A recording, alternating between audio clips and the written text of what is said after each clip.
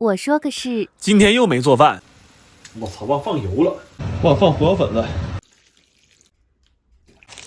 烤破了，这没个烤，又他妈没贴好，这啥破玩意儿？不能扯淡，你那面肯定有点毛病。我这面一点毛病没有。哎呀妈，太咸了，又做失败了。操！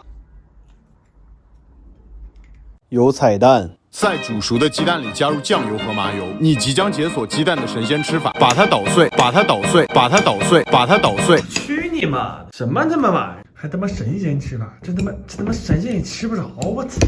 哈哈哈哈哈哈！来了，大鹅大饼子都来了。我爸现在一打个抖音就是我情谊，完了还说你看人家吃的才叫饭。我说那咱爷俩去看看呢，是他缺爹还是他妈缺儿子？我每次看也直淌哈喇子，给我馋急了谁也拦不住，我他妈也拉回来个大灶。家里这锅真不行了，哪吒大一锅抄不下。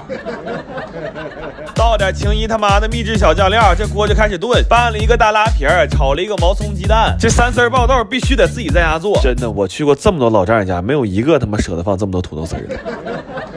做了一锅椒盐干煸蚕蛹，壳都炸酥了，一咬滋滋冒油。顺手炸了一盘花儿鱼，捞了一锅1秒脱骨的红烧排骨，还有一锅压碎乎的土豆炖茄子。这些菜其实都够硬了，但是在铁锅炖面前，他们只配叫毛菜。来吧，吃香香了，小黄、三豆、边蛹、毛蛋、五米、冬拉、烧排、茄泥、铁鹅饼。真的，我很长时间没因为吃一顿饭这么兴奋呢。上一次这么兴奋应该还是在上一次。这个大饼子底儿得是糊的，皮儿得有手印儿，蘸在汤才香。这蚕蛹今天超水平发挥了，我太牛逼了。我比较得意这个茄泥拌饭，他们都愿意吃那大鹅汤拌饭。我告诉你，整个东北你放眼望去，唯一能和泡饭抗衡一下的，它只有泡澡。这锅买了不能就使一回呀！我说爸，下一顿炖啥呀？我爸那意思善待粉丝，他们光能看也吃不着，过眼瘾也行。我心说他们他妈只想看铁锅炖我弟。真不他，我肯定不他。今天来几个女同学打麻将，我的妈呀，一来5、6个呀！我跟你说，这里头有真打麻将的，有来蹭肘子饭的，还有他妈对象在家没吃的来给对象打包菜的。你看我弟今天干活都有劲儿的。那正好这两天饿了么发节，发年终礼，囤了不少吃喝，干脆就 Happy Saturday， 提前把元旦过。完了他们说要吃炸散样，还告诉多放点腰子。后来说想吃肥肠，说让我再做个溜散样。我真的，我认识他们之前，我一直以为这玩意儿就50来岁退休老头吃呢，现在看是我狭隘了。完，今天有2个菜超常发挥了啊！一个是这一锅汆锅底儿，等过年消停点，我出一期教程。到时候你要说不好吃，我给你磕仨。还有这个奶油龙虾汤，这个比较简单，我就打一个文字版教程啊。你信我的，这汤你就做一回，你就会发现我教你炖的肘子其实也就一般菜。完，我们同学昨晚1点多还嘱咐我呢，说鱼子别放茄子，烤鱼多加点配菜。他说这事儿他要忘了说了，完回家想起来，他这一晚上得闹死。就这种感觉像什么呢？就像你早上跟人吵架，然后晚上躺床上了才想起来一句有劲儿的。哎呦我天，就这种事儿，他妈想想他妈这一晚上都窝囊死。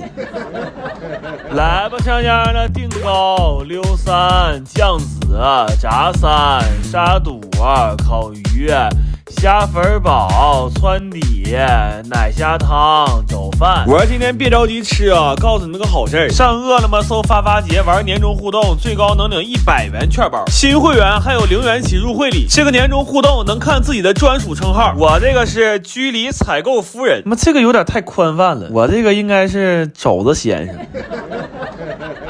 你们的到来让我们蓬荜生辉。好像要拜访了。我前2天看了个纪录片，说随着时代的发展，现在潮汕都很少有人做手打牛肉丸了。我看完之后就很感慨，所以我也买俩锤子打算家试试。主要我看纪录片里的师傅砸的都挺轻松的，但干上之后发现并不简单。这俩锤子加起来6斤重，听起来好像没那么沉，但抡起来绝对坚持不了5分钟。我有一台砸了3分半，手就不能回弯了，然后还开始不自觉的抽抽。问题这肉越砸越碎，根本砸不成肉泥的状态。我们分别在4个地方买的肉，砸了10个小时，但做出来的丸子都是这种一摸就碎的。后来我查了一下，这就是因为牛走太早了，牛肉一旦宰杀超过6小时，它自己就会出水，这我就很尴尬了。难不成我还得拎着棒子上草原上追着牛跑吗？而且即便我去了，那画面应该也是牛追着我拎俩棒槌跑啊。后来我决定先改造一下设备，找了个家具厂买了根木头，把它改造成最适合我们发力的高度。然后我打探到了在100多公里之外的村子有一家专门卖现杀牛肉的，我们连夜就干过去。真的，我从来都没见过这么新鲜的牛肉，它在刚分割下来的时候甚至还会跳动。拿到这样的牛肉，我们1秒都没耽搁，火速就回家开砸了。这个肉砸起来就非常顺利了，半个小时就能砸成肉泥，而且一点也不崩，还特别粘手。就这么一比啊，我们昨天砸那12个小时纯他妈冤种。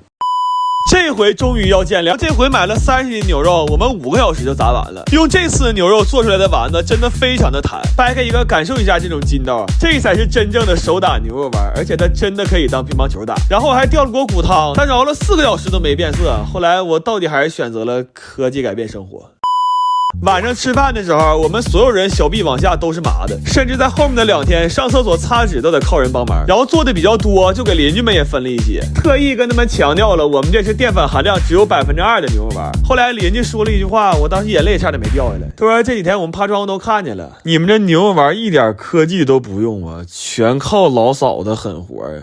我最近收着一份超大的快递，是我一个卖海鲜的朋友在听说我爱吃虾干之后给我寄了200斤活虾。我收着快递的时候都懵了，我寻思从来也没见过谁给人送吃的直接送原材料的呀。那么我心说这不只是活虾呀，这不他妈纯是我活爹吗？但是虾都到了也来不及骂街了，就只能硬着头皮干了。这些虾我们处理的老仔细了，每只都抠了脓包和虾线，而且为了能保证成品尽量完整，我们是从虾脖子那抠了个小缝，挤的那个脓包，完了再把那虾线连根拔出来。要是拽折了，还得用牙签把剩的虾线再挑出来。这200斤虾大概得有2700-800只，那处理完之后给我们手都要炸烂的。不过煮虾的时候实在是太满足了，我从来没闻过这么鲜的味儿，相当于是一锅汤里煮了3000只虾，那屋里那味儿浓的呀，我感觉谁要是狠声喘一口大气儿，当场就得痛风。这些煮好的虾放到烤箱里慢慢烤酥就行了。完了看炉子的时候没啥事儿，玩手机正好刷这个官方的今天活动，稀里糊涂点了2下就中了一个2024，没想到连转发拉人的套路都没有，2000多直接就提到微信了，估计是新出的活动，中奖概率高。链接我放在评论区置顶了，能点开就是能参加，反正也不花钱，你们要没啥事儿也可以去试试运气。当然烤虾这事儿确实比我想象的要麻烦一点，烘干箱出一锅得15-16个小时，烤箱最快也得3-4个小时，完了还得翻好几次面。我一共准备了3个烘干箱、6个烤箱，还有2微波炉，根本就打不开点。我寻思这玩意儿塞里就好呢，没想到还是个挺熬人的活。后来到半夜的时候实在挺不住了，还有20斤没装进去，我们这寻思都把它们吃了，那结果呀，好像没给自己撑吐了。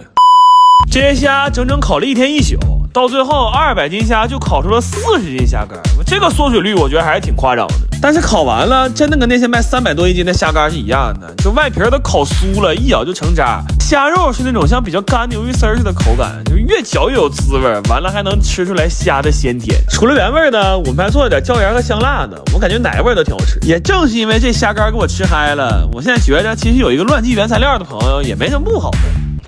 虽然我每次去他家买海鲜，他多少都得差我点秤。